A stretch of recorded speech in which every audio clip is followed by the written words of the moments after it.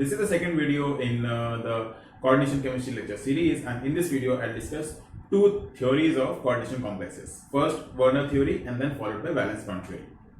Now, as you can see, I've written down the postulates of Werner's theory. So start with that. The Werner theory was given by Alfred Werner, and there were some very basic postulates regarding the central metal ion or metal atom given in Werner's theory. So they said that central metal atom or metal ion has two different types of valencies, namely primary valency and secondary valency. Now what's the difference between them? Now primary valency says that it pertains to the oxidation state of the metal, and secondary valency relates to the coordination number of the metal. Because it is oxidation state of the metal, now oxidation state of the metal may vary, it is not constant, it may be +1, +2, +3 to whatever range it is possible for that metal atom, so it is variable. But secondary valence is non-ionizable and it is constant, that is, it is fixed for a particular type of complex or a particular type of metal atom. Now, since it is oxidation state, that means it has some charge. Now, charged ligands, specifically negative ligands, can satisfy primary valency, but secondary valency can be satisfied by any type of ligand. So doesn't matter it is neutral, positive or negative.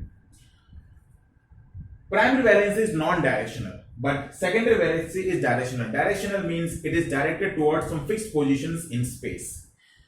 Then the last postulate for the metal ion is that primary valency cannot decide the geometry of the complex, but secondary valency decides the geometry of the complex. So what kind of geometry it will have, whether it will be octahedral, it will be tetrahedral, or it will be square planar. Okay. Now every atom has a tendency to satisfy both its valencies. Now if it has the possibility to take up a negatively charged ligand as compared to a neutral ligand, it will try to take the negatively charged ligand and it will try to satisfy its primary valency too along with secondary valency. Okay. So as I've written a complex COCl3.6NH3. Now this is not the formula for complex, it's just the general constitution of the molecule. Now this Cl3 will, because it is negatively charged, it will satisfy the primary valency, while NH3 is neutral, it will satisfy only the secondary valency. Now Cl3 is possible that it may also satisfy the secondary valency. Now Werner theory also explains the coordination sphere, something called coordination sphere. Now, what is the coordination sphere? So, when we are talking about coordination complexes, the sphere of the metal ion is divided into two different parts. The first coordination sphere will have all those ligands around the metal ion which satisfy the secondary valency. And the second coordination sphere will comprise of this coordination, this first coordination sphere along with all the other remaining ligands. So say for example in the very same complex CONH3 Cl3.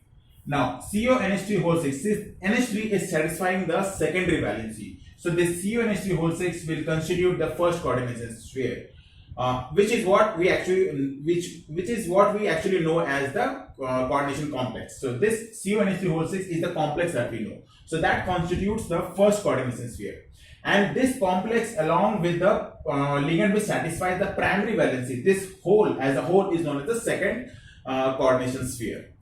Okay. Now I have drawn the structure for this, that this is a cobalt metal ion in its let's say +3 oxidation state, and these NH3 ligands are surrounding it in the form of an octahedral complex.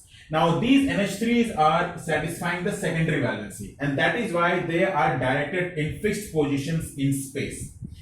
Now these dotted lines do not show that they have some kind of bonding, it only shows that this is the primary valency satisfying ligand. These ligands are satisfying the primary valency of the metal ion. Okay. Now, what are the why Werner came up with this theory? What are the evidences which are in favor of Werner's theory? So I'll only take the example of the precipitations for the very same complex. Say for example, you have CONH3 and Cl3. So if this Cl3 is outside the first coordination sphere, that means it is free to take part in the reactions. So if you add silver nitrate in this solution, you would expect that there should be silver acetate precipitate. But indeed it is found that this is CONH3 NO3 whole thrice. So this will be plus 3. And you get a precipitate of AgCl. Okay. So this precipitation of AgCl shows that these Cl minus ions were not involved in or were not a part of the complex. They were a part of the secondary coordination sphere but not the first coordination sphere. Okay. Now we'll look at the limitations of Werner theory, and we'll also look at one or two questions which have come from this part of the coordination complex. Now let us look at the limitations of Werner's theory. So the first limitation we have is that it does not explain why only some kind of metals form complexes and a lot of other metals don't form. Like if you have come around different types of complexes, you would have seen that most of the complexes are being formed by transition metal ions or inner transition metals. We hardly see any complexes being formed by S and P block metals. Why? There is no explanation given for that. Again, there is no explanation given that it is said that secondary valencies are directional in nature, but why? Why there are certain bonds directed towards certain directions in space? There was no explanation given for that, and at the same time, there was no explanation given for other properties like magnetic properties or color spectra or optical properties of the complex. So there were no explanations given for these, which were later, some of which were later explained by valence bond theory. Now, before moving on to valence bond theory and how it explained the drawbacks of Werner theory, we have one question which came in GATE 2019. And the question says a complex is composed of one chromium ion. It is composed of one chromium ion, 3 Br minus ion, and 6 water molecules. Now they are saying upon addition of excess AgNO3, so you are adding excess AgNO3, 1 gram of aqueous solution of complex. So initially you had 1 gram aqueous solution of complex, and on adding AgNO3 it gave you 0.94 grams of AgBr. Now they are asking what is the molecular formula of the complex. Now they have given you atomic weights, which is for chromium it is 52, for bromine it is 80, then you have silver, I think it is 108, then you have oxygen 16, hydrogen 1. Okay. So how do you solve this? So let us find how many moles of AgBr is from 0.96 and how many moles of this complex is from 1 gram of the solution. Okay, so AgBr is equals to 108 plus 80, so that is 188. So the molar weight will be 188 grams. So moles of AgBr is equals to 0.94 by 188. That would be 0.5 into 10 power minus 2, I think. Yeah, moles.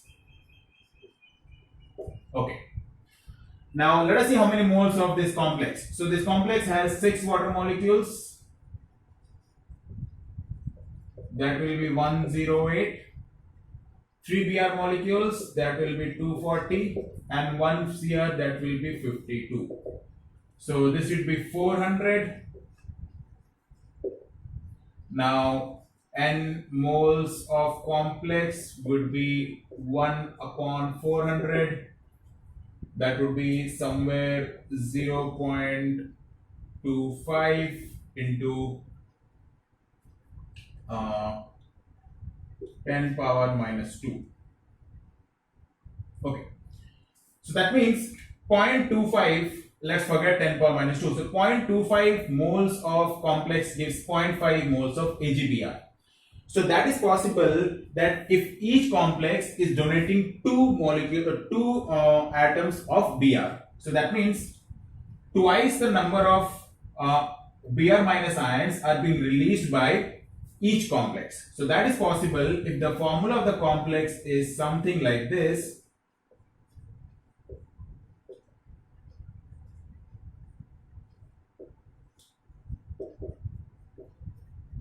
That means two Cl minus ions are outside the coordination sphere. So this primary coordination sphere will consist of CrNH3 whole 5 Cl, and 2 Cl minus ions will be outside the sphere, coordination sphere, which will be able to take part in this reaction, like we have seen one example. So the formula should be this, which is, okay, sorry, this is not NH3, this is H2O. So we have this in, again this is Br and this is Br2H2O. Okay. So this is given in option number B. Okay, now we'll move on to valence bond theory, the postulates of valence bond theory, and how it explains some of the drawbacks of Werner's theory.